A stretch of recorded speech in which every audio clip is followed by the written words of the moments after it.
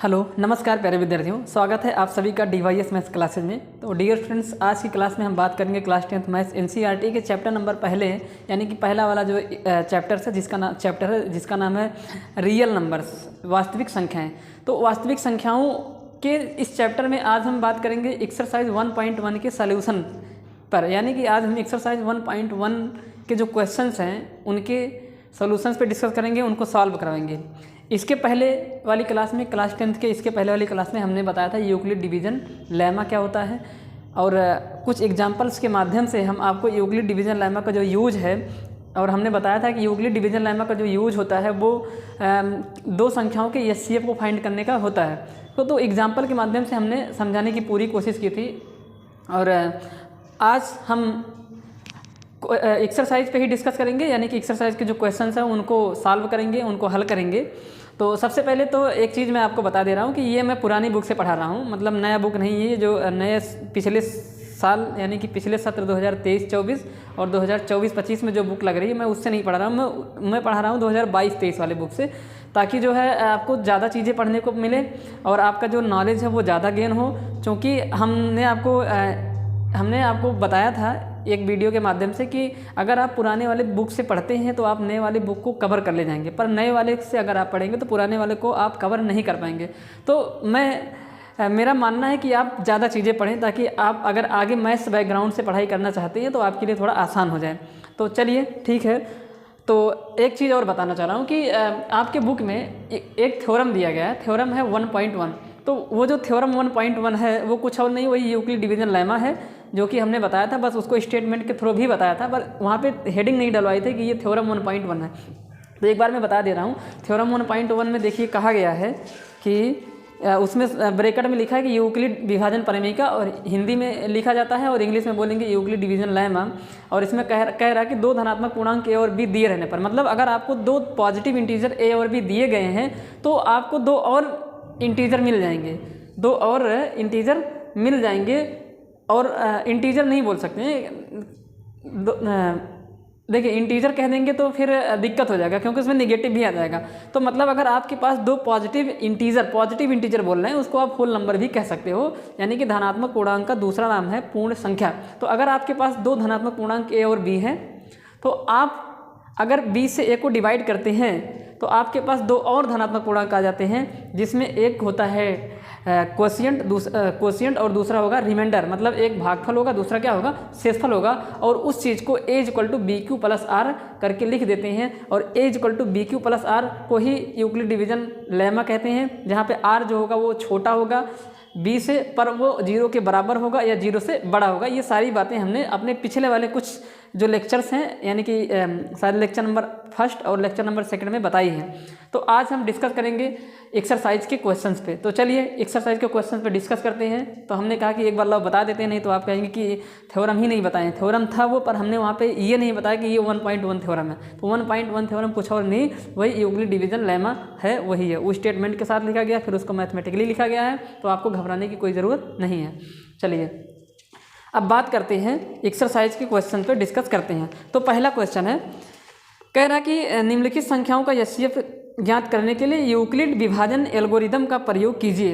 यानी कि यहाँ पे कुछ नंबर्स लिखे गए हैं, उनका एचसीएफ आपको फाइंड करना है by the help of Euclid division algorithm. ठीक, यूक्लिड डिवीजन एल्गोरिदम कह दीजिए या लेमा कह दीजिए, कोई दिक्कत नहीं है। हमने एल्गोरिदम और लेमा पे भी अलग अलग कंसेप्ट आपको बताएं कि एल्गोरिदम कौन है और लेमा कौन है। ये सारी चीज़ें हम अपने इंट्रोडक्शन पार्ट वाले वीडियो में बनाए हुए हैं, तो आप लोग जाइए देखिए उसको, उसके बाद आप एक्सरसाइज के क्वेश्चन को आप आराम से टैकल कर पाएंगे। तो क्वेश्चन में कहा है, क्वेश्चन एक्सरसाइज 1.1 का पहला ही क्वेश्चन है, और इसमें कह रहा है कि फाइंड द एचसीएफ यानी कि highest common factor by the process of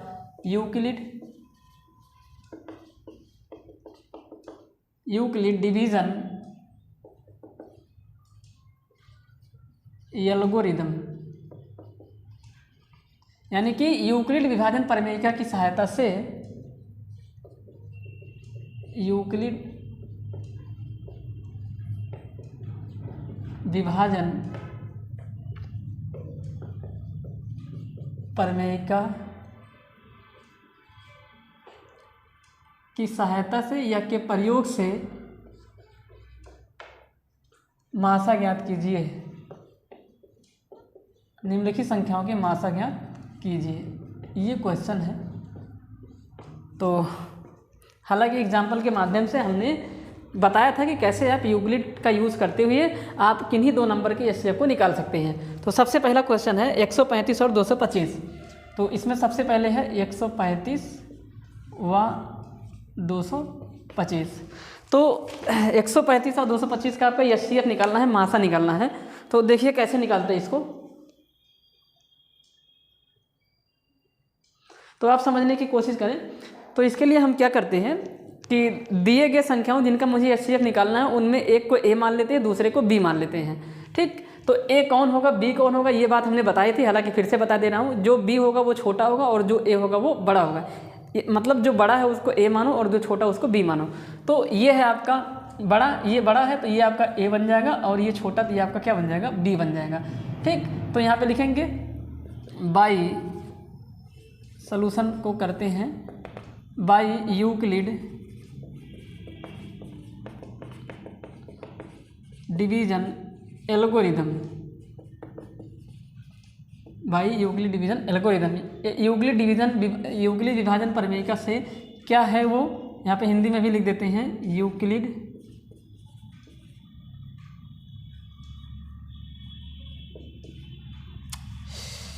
अरे यार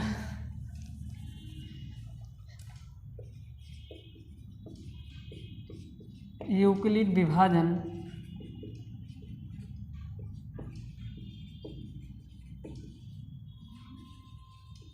परिमेय से वो होता है a is to b q plus में r। अगर आप भूल जा रहे हैं तो यहाँ साइड में बता देता हूँ। यहाँ पे a होता है, यहाँ पे b आता है। अब a और b आपको दिए रहेंगे तो आप एक q फाइंड कर लेंगे जब डिवाइड करेंगे तो, और एक आप रिमाइंडर भी फाइंड कर लेते हैं। तो आप सभी जानते हैं, बचपन से पढ़ते चले आ रहे हैं कि इसका मल्टीप्लाई करा देते हैं, ये मल्टीप्लाई होता है और इसको जोड़ लेते हैं तो ये बन जाता है a is to b q plus में r। और r की जो वैल्यू होती है वो यहाँ पे मैं लिख देता हूँ, यही होता है यूक्लिड विभाजन प्रमेय का। और जहाँ पे r जो होगा वो छोटा होगा b से और बड़ा होगा बराबर होगा किससे, 0 से। यहाँ पे लिख देंगे जहाँ वेयर। अब इसी सूत्र का यूज करेंगे और इसको निकालेंगे। तो अब देखिए यूक्लिड डिवीजन लेमा कहाँ पे लगाएंगे, a और b में लगाएंगे, a और b में लगाएंगे। तो a बराबर a की वैल्यू कितनी है, तो a की वैल्यू 225 बराबर b की वैल्यू कितनी है 135। अब यहाँ पे जो q होगा, और मैं यहाँ पे साथ ही साथ लिख देता हूँ, जो q होगा, q का मान 1 2 3 4 डॉट डॉट डॉट इनफाइनाइट में से कोई भी नंबर हो सकता है। तो ये q नहीं मालूम है, अभी निकालते हैं, और प्लस में r भी मुझे नहीं मालूम है। तो यहाँ से आप अगर गेस नहीं कर पा रहे या यहाँ पे गेस ही कर लेंगे 135 से कितनी बार ये जाएगा, तो 2 बार जाएगा तो ये बन जाएगा 270। ज़्यादा हो जाएगा तो ये एक ही बार जाएगा। अगर ये आपको यहाँ पे समझने में दिक्कत हो रही है तो यहाँ पे साइड में आप करते जाइए। देखिए जब यूक्लिड डिवीजन लेमा लगाएंगे a और b में, b छोटा है, जो छोटा होगा उससे आपको डिवाइड कर देना है। तो आप 135 से डिवाइड करेंगे 225 को, तो देखिए कितनी बार जाएगा, एक बार गया तो यहाँ आ गया 135, घटा देंगे 0, 12 में से 3 जाएगा 9, और यहाँ पे कट जाएगा, घटाने पे ये कट जाएगा। अब यूक्लिड डिवीजन लेमा इसमें लगाए थे, अब इन दोनों का मल्टीप्लाई कराते हैं और इसको जोड़ देते हैं। तो कितनी बार गया था, एक बार गया था। अब जो बचता है प्लस में कौन आएगा, रिमाइंडर आ जाएगा। तो प्लस में कितना बन जाएगा 90। कैसे, देखिए आप जानते हैं ना, 225 को आप लिख देंगे 135 गुणे में 1 और प्लस में कितना 90। भाज्य बराबर भाजक गुणे भागफल प्लस शेषफल से, उसी का यूज़ करके इसको कर दिया गया है। तो ठीक है, अब हमने बताया था कि इस सिचुएशन में अगर r की वैल्यू 0 हो जाती है तो जो डिवाइजर होगा, यानी कि जिससे डिवाइड किए थे a और b में, जो b छोटा था b से ही डिवाइड किए थे, वही b आपका एचसीएफ हो जाएगा। पर अगर r 0 नहीं हुआ तो यूक्लिड डिवीजन लेमा वापस से लगाएंगे। अब किस में लगाएंगे, अब यूक्लिड डिवीजन लेमा आपको लगाना है b और r में, यानी कि अब 90 की टेबल पढ़ेंगे 135 में। तो यहाँ पे 90 क्या था, 90 आपका r था और 135 क्या था b। तो यूक्लिड डिवीजन लेमा वापस से लगाएंगे। अगर r की वैल्यू 0 नहीं है, कहाँ पे लगाएंगे, b और r में लगाएंगे, यानी कि 90 और 135 में लगाएंगे। तो यहाँ पे देख लीजिए r की वैल्यू 0 नहीं है, इसलिए अब यूक्लिड डिवीजन लेमा लग जाएगा किस में, लग जाएगा आपका बी और आर में। तो यहाँ पे देखिए ये आपका ए था, ये बी है आपका, अब ये आर है। तो इसका मतलब है कि अब यूक्लिड डिवीजन लेमा लगेगा बी और आर में, यानी कि अब लग जाएगा बी और आर में, बी और आर में लगेगा अब। ठीक, तो लिख देते हैं, चूँकि r is not equal to 0, now again apply Euclid division lemma, Euclid division algorithm in b and r, b and r. अब बी और आर में लगा देंगे, तो बी और आर में बी बड़ा होगा, आर छोटा होगा, जो छोटा होता है उससे डिवाइड कर देंगे। हमने बताया था बी और आर सिर्फ कहने को है, तो मतलब मैं अब लगाने जा रहा हूँ, यानी कि अब मैं लगाने जा रहा हूँ 135 और 90 में। तो ये आपका ए बन जाएगा, ये आपका बी बन जाएगा। है तो बी और आर, पर हम इसे बी और आर समझेंगे, पर मतलब बोल रहे हैं according to Euclid division lemma, पर मेरा जो माइंडसेट होना चाहिए वो ए और बी पे ही होना चाहिए। तो जो छोटा है वो बी, जो बड़ा है वो ए। तो अब की बार 90 से डिवाइड करेंगे 135 को। तो अगले स्टेप में क्या लिख देंगे यहाँ पे,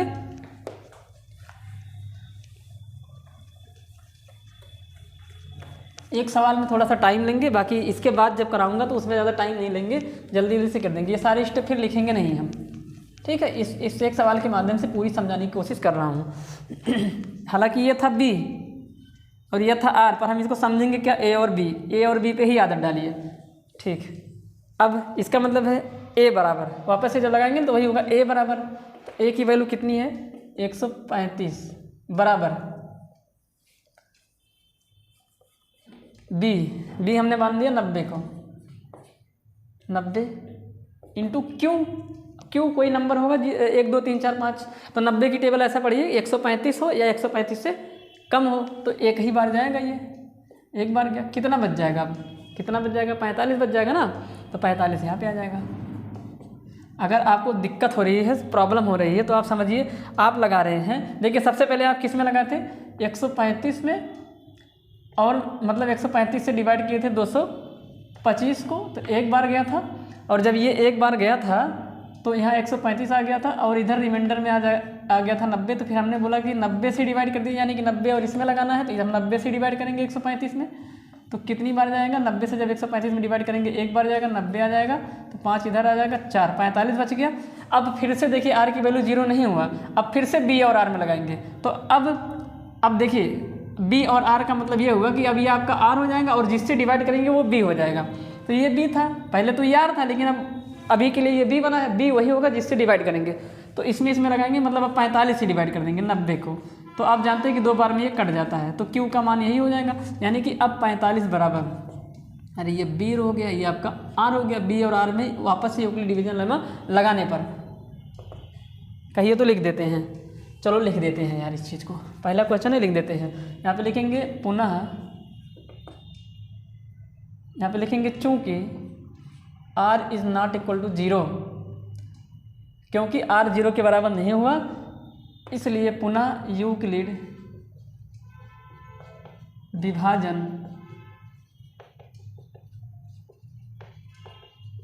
प्रमेय या एल्गोरिदम से। अब किस में लग जाएगा, जो कि लगेगा 90 व 45 में। तो छोटा कौन हुआ, ये बी, ये कौन हो गया ए। हालांकि ये 90 यहाँ पे बी था और ये आर था। फिर हमने बताया कि बी और आर मानो, समझो उसको, पर जो स्टार्टिंग से सीखे हो ए और बी बनना चाहिए। तो अब ए बराबर बी क्यू प्लस आर, ए की वैल्यू कितनी 90 बराबर बी 45 इंटू क्यू। 45 की टेबल ऐसा पढ़ो कि 90 हो जाए या 90 से कम हो जाए, तो 2 बार में ही कट गया, 45 दूना 90। अब की बार शेषफल कितना आ जाएगा 0। तो इस स्टेज पे आने के बाद हमने देखा कि जो आर था, यहाँ पे लिखेंगे यहाँ आर बराबर 0 है। अब जब आर बराबर 0 हो जाएगा, उस सिचुएशन में जो बी होगा या जो डिवाइजर होगा या जो भाजक होगा वही आपका HCF होता है। तो कौन था, ये आपका था ए, ये आपका था बी, ये आपका क्यू है और ये आर है। तो बी की वैल्यू 45 है, अतः, और जो बी होगा वो HCF होगा, अतः HCF की वैल्यू किसके बराबर आ जाएगी 45 के बराबर आ जाएगी। यही आपका क्या हो जाएगा आंसर। और मैंने आपको बताया था इसके पिछले वाले वीडियो में कि ये 45 सिर्फ ये 225 और 135 का ही HCF नहीं है, बाकी इस प्रोसेस में जहाँ जहाँ आपने यूक्लिड डिवीजन लेमा लगाया है सबका वो HCF है। यानी कि ये जो 45 है यहाँ पे लिखेंगे 45 is the HCF of 45 is the HCF of 225 कामा 135 कामा, उसके बाद कहाँ कहाँ लगाए थे आप, एक बार इसमें लगाए थे,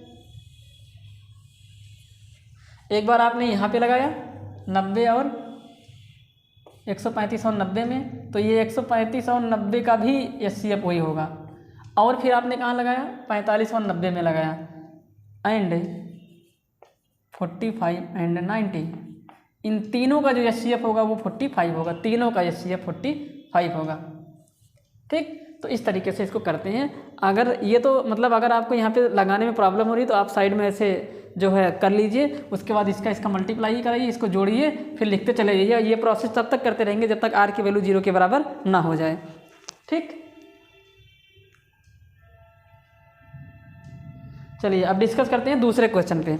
अब थोड़ा जल्दी से करेंगे, ये तो पहला क्वेश्चन था समझाने के लिए कर दिया। तो हालांकि ये बार बार आपको लिखने की जरूरत नहीं कि पुनः यूक्लिड डिवीजन प्रमेयिका से वापस अगर 0 नहीं आता तो फिर बोलते, तो बार बार नहीं लिखेंगे। अगले इस सवाल में अब जो नेक्स्ट क्वेश्चन कराने जा रहा हूँ उसमें मैं सीधा लगाते चले जाएंगे। आप समझिए, आपको अब ये अंडरस्टूड हो गया है कि तब तक लगाएंगे जब तक R की वैल्यू 0 के बराबर नहीं होगी। ठीक,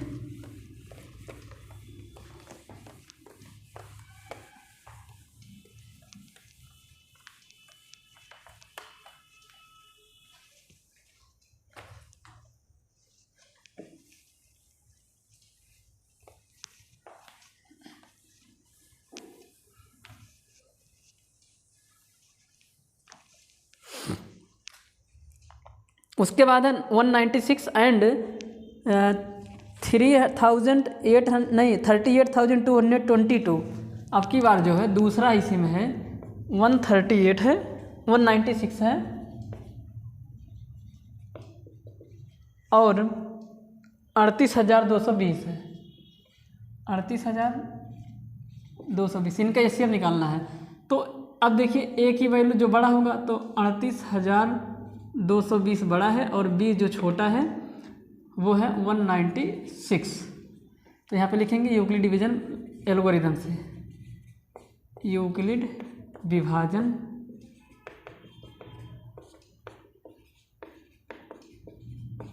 प्रमेयिका से क्या होता है, A is equal to b q plus में R, यही होता है।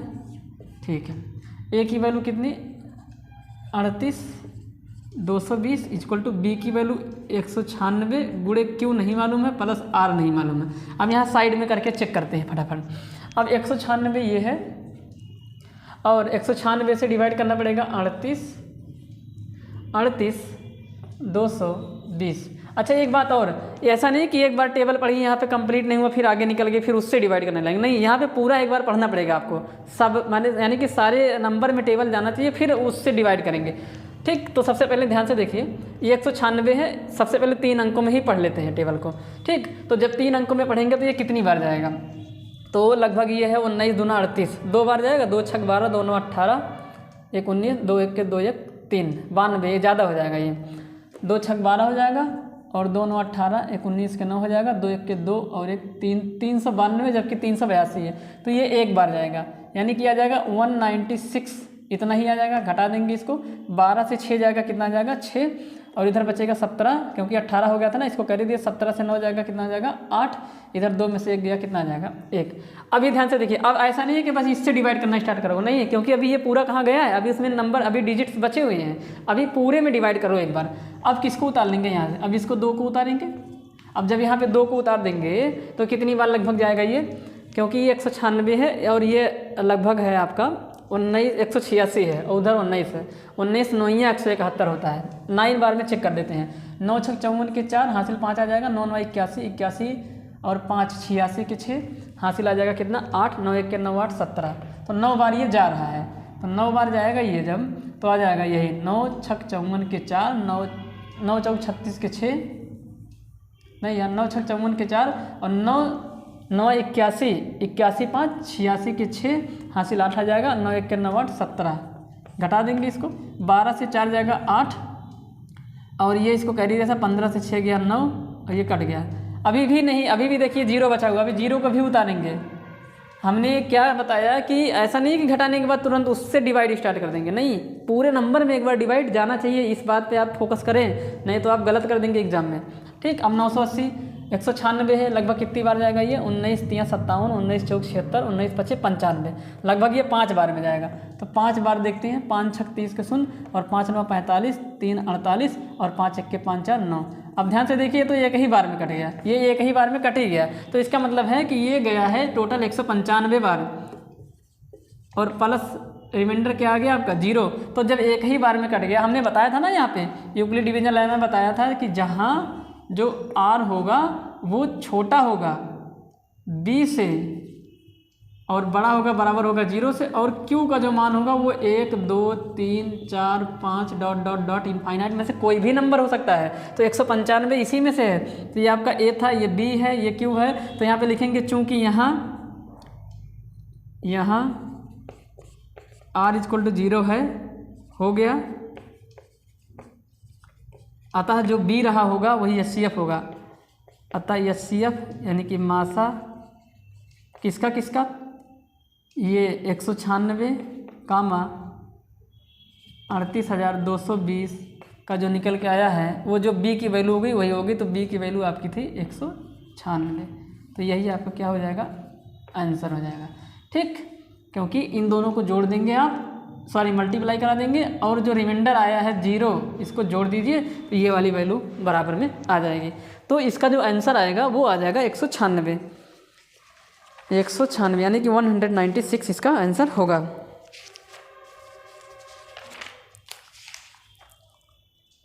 ठीक है, अब उसके बाद तीसरा क्वेश्चन इसी में दिया गया है, तीसरे क्वेश्चन पर भी डिस्कस कर लेते हैं।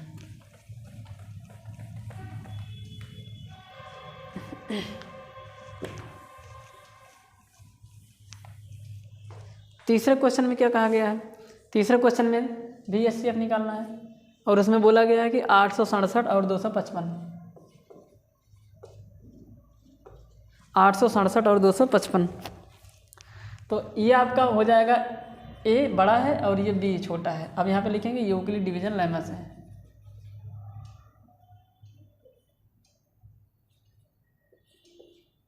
यूक्लिड विभाजन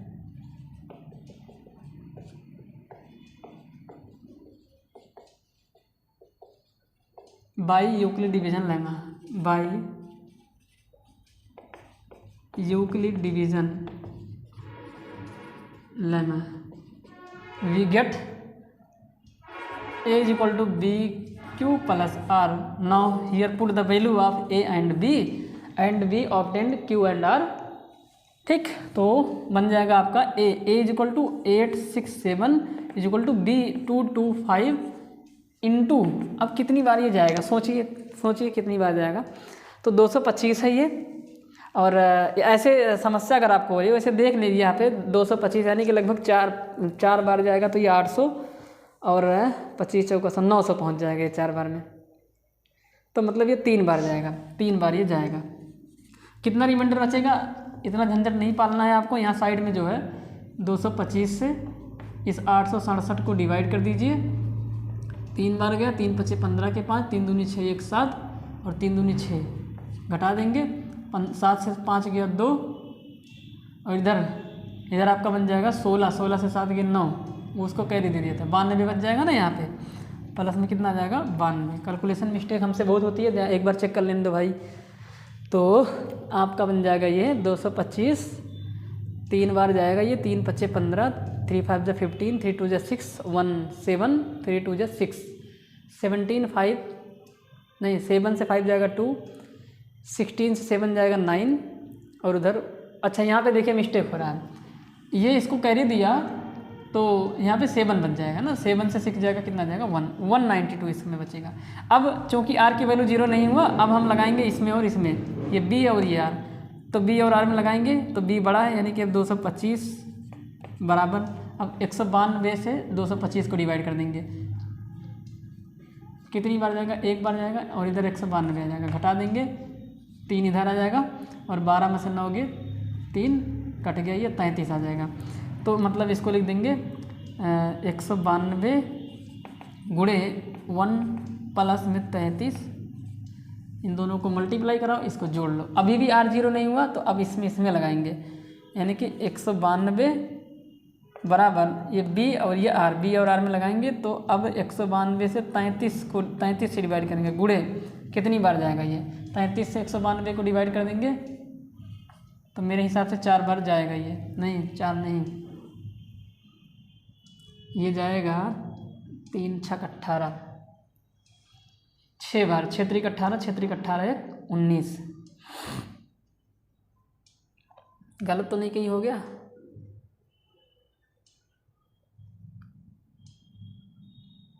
छः बार जाएगा, चलिए ठीक है। 6 3 18 के 8, 6 3 18 1 19, ज़्यादा हो गया, 5 ही बार जाएगा, 5 बार में जाएगा, 5 3 15 के 5, 5 3 15 1 16, 165। अब 12 में से 5 जाएगा 7, इधर बचा 8, 8 से 6 गया 2, कट गई है। तो मतलब जब इसमें लगाए तो 5 बार गया, अब प्लस में कितना आ जाएगा यहाँ पे 27। अभी भी R 0 नहीं हुआ, वापस से लगाएंगे 33 और 27 में, तो 33 बराबर 27 गुणे 1 बार जाएगा। अब कितना बच गया 27 6 33 ना, तो 6 यहाँ पे आ जाएगा। अभी भी R 0 नहीं हुआ तो अब लगाएंगे 27 और 6 में, तो 27 बड़ा है तो वो A का काम करेगा, 6 छोटा वो B का काम करेगा, तो 6 गुणे 6 चौक 24, अब 3 बच गया। अभी भी R 0 नहीं हुआ, अभी भी R 0 नहीं हुआ। अब फिर से लगाएंगे, अब लगाएंगे फिर से 6 और 3 में, तो 6 और 3 में लगाएंगे, 6 बड़ा है वो A का काम करेगा, B 3 छोटा वो B का काम कर जाएगा, गुणे 2 बार में ये चला जाएगा, प्लस में रिमाइंडर 0 आ जाएगा। तो इस दशा में जब रिमाइंडर का मान 0 आया था तो B का मान कौन था 3 था, जो B का मान होगा वही HCF हो जाएगा। तो अतः जो HCF होगा वो आपका 3 आ जाएगा। तो HCF कितना आ जाएगा 3। तो इस तरीके से लगा देंगे इसको, ठीक।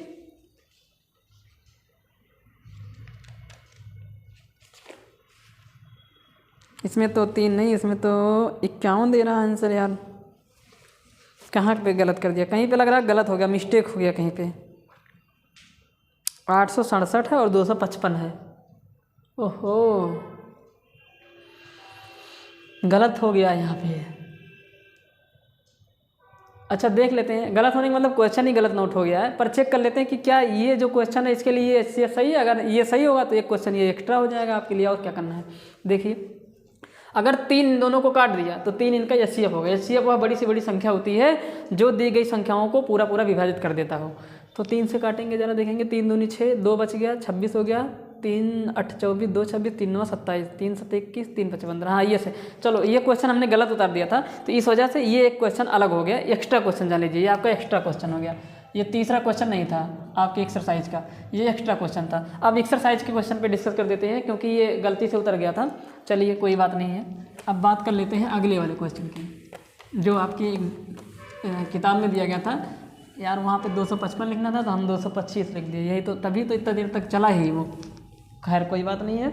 तीसरा क्वेश्चन आपका जो है वो यही है, 867 है और वह 255 है। प्यारे विद्यार्थियों यहाँ पे मिस्टेक हो गया था, चलिए कोई बात नहीं है। तो ये आपका A हो जाएगा और ये आपका B हो जाएगा। अब यूक्लिड डिवीजन लेमा से, by Euclid division lemma, Euclid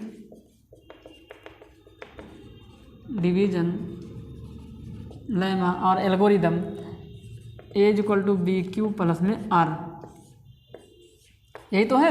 अब A की वैल्यू कितनी है 867 = B 255 गुणे, अब 255 से 867 कितनी बार जाएगा चेक कर देते हैं। यहाँ पे क्या, यहाँ पे डिवाइड करना स्टार्ट कर देंगे, 867 यहाँ लिख देंगे और 255 से डिवाइड करेंगे तो लगभग ये कितनी बार जाएगा। तो ये है 250 और 25 चौका 100। वहाँ पे अभी देखा था 4 बार में देख लेते, 4 पंचे 20, 4 पंचे 20, 2 22, 4 दूनी 8, 2 10, ज़्यादा हो जाएगा, 3 बार जाएगा ये। 3 पचे 15 के 5, 3 पचे 15 1 16 के 6, 3 दूनी 6 और 1 7, तो 4 बार में ज़्यादा हो गया। 3 बार देख लेंगे, 3 पच्चे 15, 3 पच्चे 15, 1 16 के 6, 3 दूनी 6, 1 7, ठीक। 17 से 5 जाएगा, 7 से 5 जाएगा, 2 आ जाएगा इधर, और इधर आ जाएगा आपका ये इसको कैरी दिया नहीं था तो 6 से 6 जाएगा, 0 आ जाएगा, और 8 से 7 गया, 102 आ गया।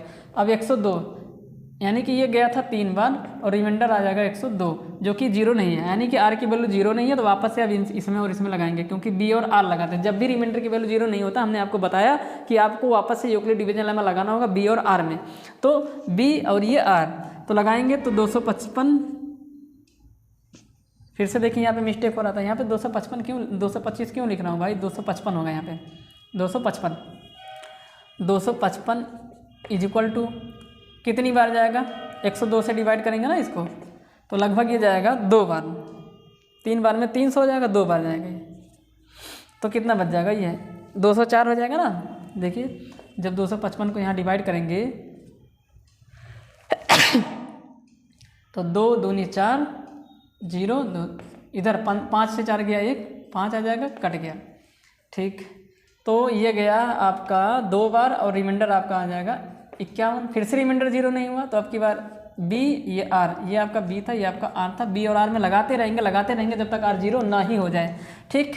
तो अब क्या कर देंगे, अब 102 बराबर, क्योंकि बी और आर में 155 इसमें लगाएंगे तो ये बी, ये आर, बी बड़ा है, जो बड़ा होता है उसमें डिवाइड करते हैं, जो छोटा होता है उससे डिवाइड करते थे, 51 से डिवाइड कर देना, कितनी बार जाएगा भाई, तो ये 2 बार जाएगा, 51 दूना 102 होता है, अब प्लस में कितना आ जाएगा 0।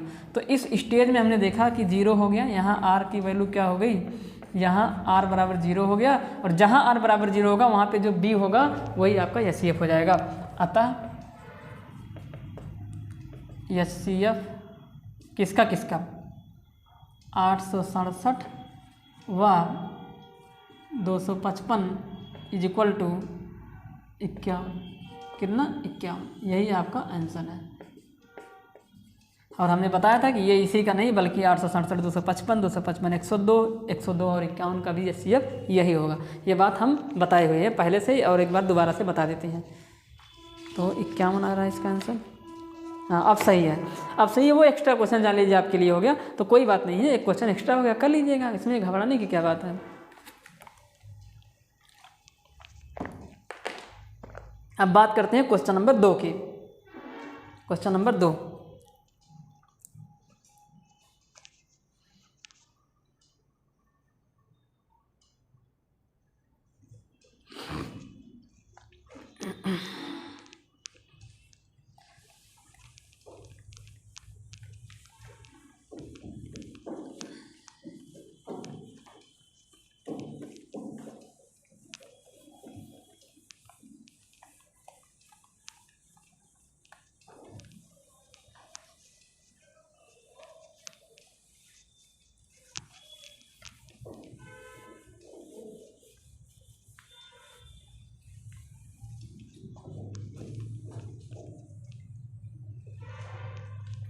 देखिए क्वेश्चन नंबर 2 में क्या कह रहा है, कह रहा है कि दर्शाइए कि कोई भी धनात्मक विषम पूर्णांक 6q + 1 या 6q + 3 या 6q + 5 के रूप का होता है। यानी कि यहाँ पे शो करना है कि so that any odd integers, any positive odd integer in the form of 6q + 1, 6q + 3, 6q + 5 where q is a integer. q कोई भी पूर्णांक हो सकता है, इसमें कोई भी पूर्णांक बोला, धनात्मक नहीं बोला, कोई भी, तो q कोई भी पूर्णांक हो सकता है। तो आपको बताना है कि ये जो क्वेश्चन को लिख देते हैं कि सो दैट, क्वेश्चन नंबर है आपका 2, कह रहा कि so that any positive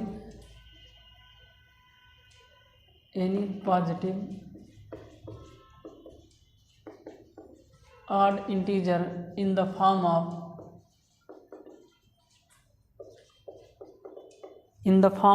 6q + 1, 6q + 3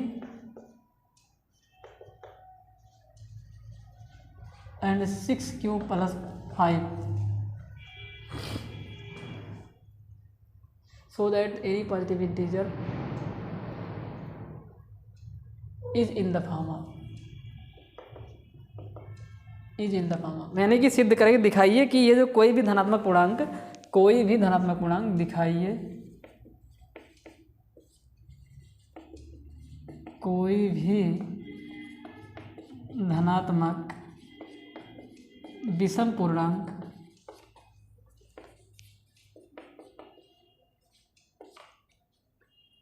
six Q plus 1 6 Q plus 3 6 Q plus 5 के रूप का होता है। ठीक, ये आपको दिखाना है, मतलब दिखाना, क्वेश्चन में ये कह रहा है, क्वेश्चन में कह रहा है कि ये जो 6 क्यू प्लस 1 है ये एक धनात्मक पूर्णांक को दिखा रहा है, धनात्मक और वो भी विषम पूर्णांक को दिखा रहा है। ठीक, अब देखिए, और जहाँ पे यहाँ पे एक चीज़ लिखना भूल गए, जहाँ क्यू कोई भी पूर्णांक है, कोई पूर्णांक है,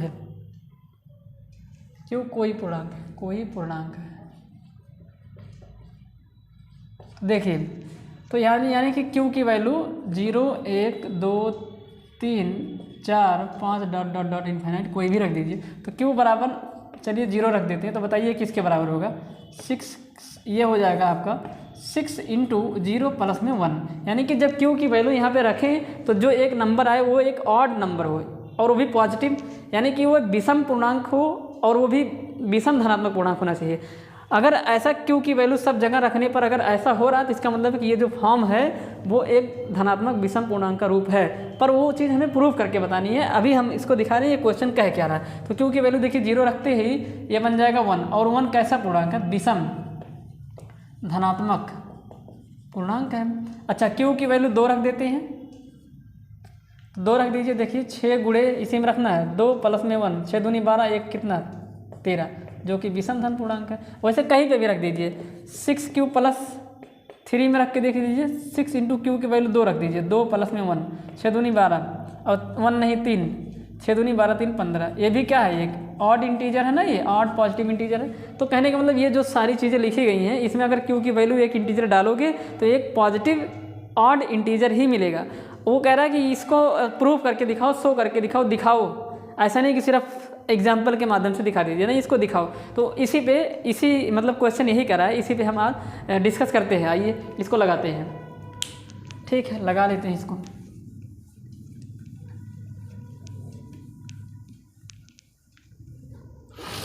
तो देखिए, ध्यान से सुनिए।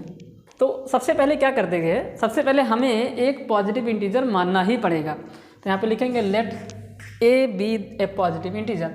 अब हम एक पॉजिटिव इंटीजर ए मान लेंगे। उसके बाद यहाँ ध्यान से देखिए, ये कुछ नहीं, ये यूक्लिड डिवीजन एल्गोरिदम के फॉर्म में लिखा हुआ है। ये लिखा हुआ है बी क्यू प्लस आर।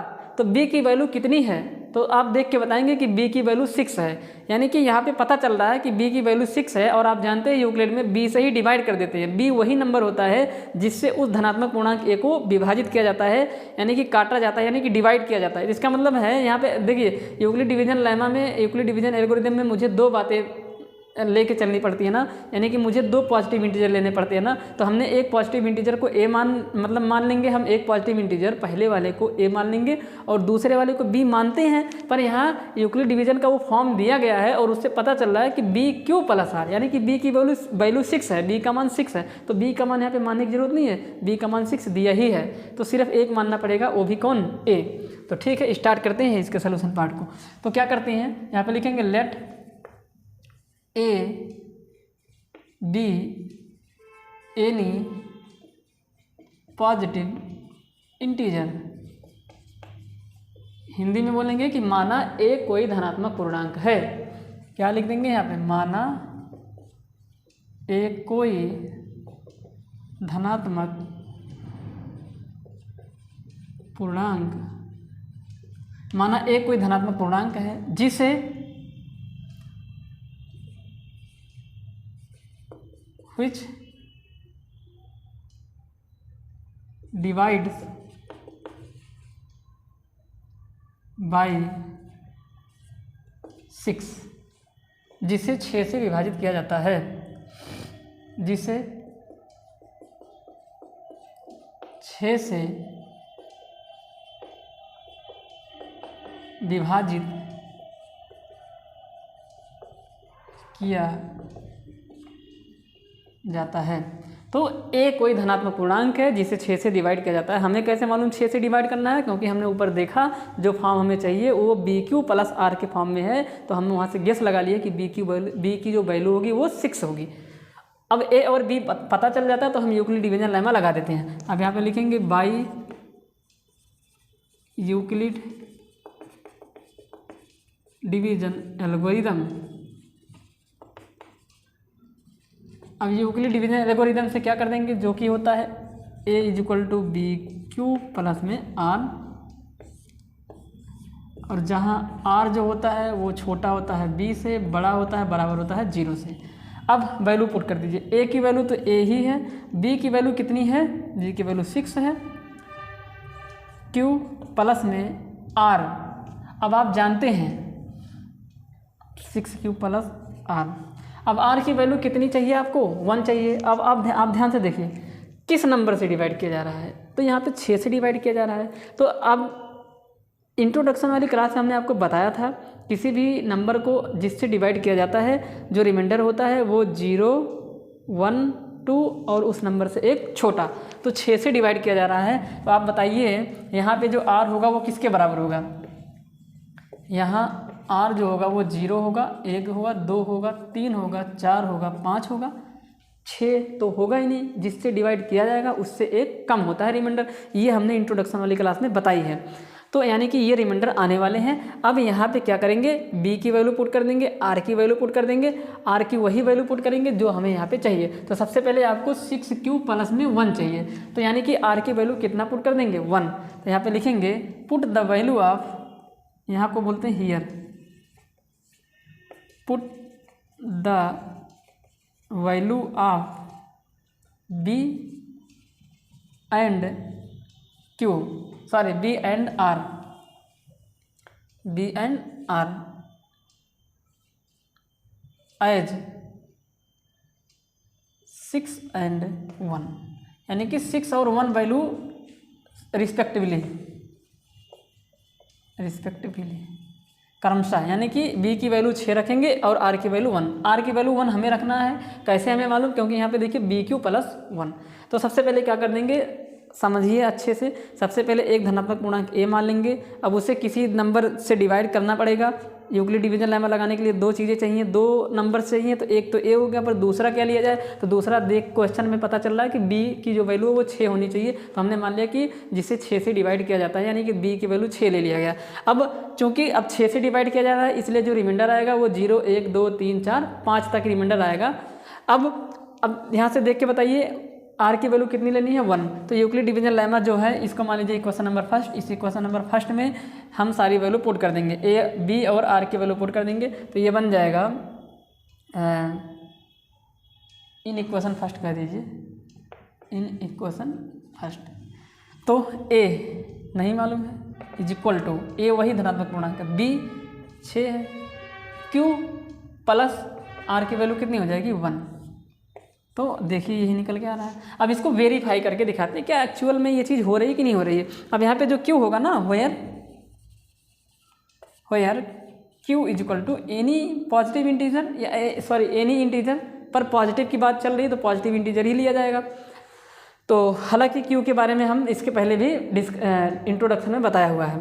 तो Q की वैल्यू कितनी हो जाएगी, Q की वैल्यू होगी 1, 2, 3, 4, सॉरी 0, 1, 2, 3, 4, 5 ... इनफाइनाइट तक में किसी भी नंबर में Q की वैल्यू। तो अब यहाँ पे Q की कोई भी वैल्यू रखोगे ना इसमें, तो देखेंगे आप एक धनात्मक विषम पूर्णांक ही मिलेगा। तो वेरीफाई करके दिखा देते हैं, वेरीफाई कर देते हैं इसको। हालांकि आपको एग्जाम में वेरीफाई नहीं करना है, वेरीफाई नहीं करना है, सिर्फ आपको इतना दिखा देना है। तो वेरीफाई मैं कर दे रहा हूँ, क्या सच में ये एक पॉजिटिव ऑड इंटीजर है।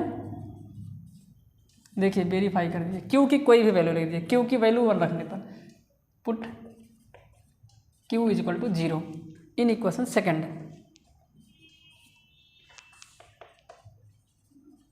सेकेंड में Q की वैल्यू 0 रख दीजिए। चलिए A देखिए, A = 6 × 0 प्लस में 1, तो A = 1 आ गया। अब 1 क्या है, जो कि विषम पूर्णांक है, ऑड इंटीजर है ये।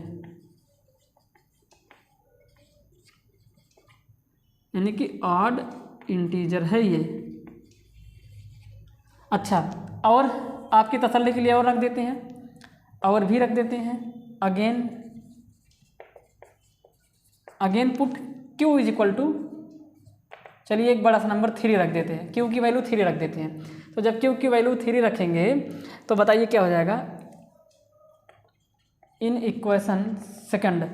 तो a इज इक्वल टू, अब देखिए एक यहाँ पे a इज इक्वल टू 1 आया ना, a वही तो है जो हमने माना था, वही धनात्मक विषम पूर्णांक a, और वो कैसा आया, विषम आया। मतलब हमने a को धनात्मक विषम पूर्णांक नहीं माना है, a को सिर्फ धनात्मक पूर्णांक माना है, और हमने देखा a की वैल्यू 1 आ गई जो कि एक विषम है। तो इसका मतलब ये जो फॉर्म है वो एक ऑड इंटीजर का ही फॉर्म है। तो a इज इक्वल टू रखेंगे यहाँ पे 6 × 3 प्लस में 1, तो a की वैल्यू 19 आ जाएगी। तो आप देखिए 19 भी क्या है, एक विषम धनात्मक पूर्णांक है, विषम धनात्मक पूर्णांक है।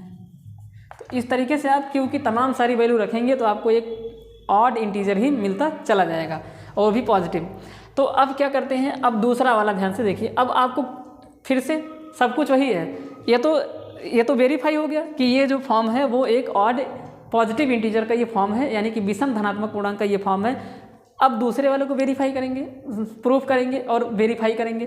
तो अब की बार ध्यान से देखिए, BQ प्लस R की वैल्यू कितनी चाहिए, 3, तो अब की बार R की वैल्यू 3 रख दीजिए। तो अब दूसरे वाले पे बात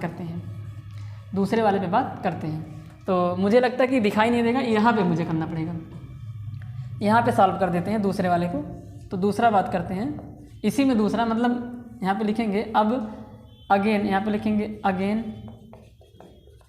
यहाँ पे हमने वेरीफाई कर दिया। अब हम इस टॉपिक पे बात कर रहे हैं, ऐसा नहीं है कि फिर से वेरीफाई कर रहे हैं, नहीं तो आप लोग कन्फ्यूजन पड़ जाए। और ये वेरीफाई आपको नहीं करना है, आपको सिर्फ इतना ही दिखा देना है और यहीं पे आपका आंसर हो जाएगा। ठीक, ये तो मैंने आपको सेटिस्फाई कराने के लिए किया। ठीक है, अब अगेन पुट कर देंगे R की वैल्यू कितनी, 3, क्योंकि वहाँ पे R की वैल्यू 3 दिखाई दे रही है। इन इक्वेशन फर्स्ट समीकरण 1 में R की वैल्यू वापस से 3 रख देंगे। तो बताइए क्या बन जाएगा, ये A is equal to BQ plus R, B की वैल्यू तो मालूम ही है 6 है, और Q प्लस R की वैल्यू 3 हो जाएगी। तो देखिए प्रूफ हो गया ना कि ये जो फॉर्म है ये एक विषम धनात्मक पूर्णांक है। अब इसको वेरीफाई कर देंगे, जहाँ पे लिख देंगे, जहाँ Q वही 0 1 2 3 डॉट इनफाइनाइट। अब वेरीफाई करने के लिए कुछ Q की वैल्यू पुट कर देते हैं। Q इज इक्वल टू 2 ले लेते हैं, 2 रख दीजिए, इसी में रखेंगे Q इज इक्वल टू 2, तो A is equal to 6 × 2 plus में 3। अब A की वैल्यू किसके बराबर आ जाएगी, 6 दूनी 12 3 15। अब 15 क्या है, एक ऑड है ना। वापस से वेरीफाई कर देते हैं, एक बार और वेरीफाई करते हैं। Again put Q is equal to 3 रख दीजिए, इसी इक्वेशन नंबर, मतलब इक्वेशन नहीं, इसी में रख देंगे Q की वैल्यू 3, और देखेंगे क्या विषम आ रहा है। तो A is equal to 6 × 3 plus में 3, तो 6 3 18 3 21। अब ये भी क्या है, विषम है। तो इसका मतलब है कि ये जो फॉर्म है वो भी एक विषम धनात्मक पूर्णांक का फॉर्म है। तो इस तरीके से ये प्रूफ हो जाता है। अब उसके बाद जो है एक लास्ट जो बचा है उसको भी प्रूफ कर देंगे। उसके लिए क्या करेंगे, अब यहाँ पे देख के बताइए, 6Q प्लस R में R की वैल्यू कितना रख देना है, 5 रख देना है। R की वैल्यू कितना रख देना है, 5। तो इधर थोड़ा सा मिटा देते हैं और उसके बाद R की वैल्यू 5 रख देते हैं। तो ये दूसरा वाला प्रूफ हो गया। अब R की वैल्यू कितना रख देंगे, 5। घबराने की जरूरत नहीं, आप लोग देखिए, अच्छे से समझिए इस चीज़ को, पता चल रहा ना यहाँ पे कि क्या रखना है R की वैल्यू। तो 6Q प्लस फॉर्म यहाँ पे लिखेंगे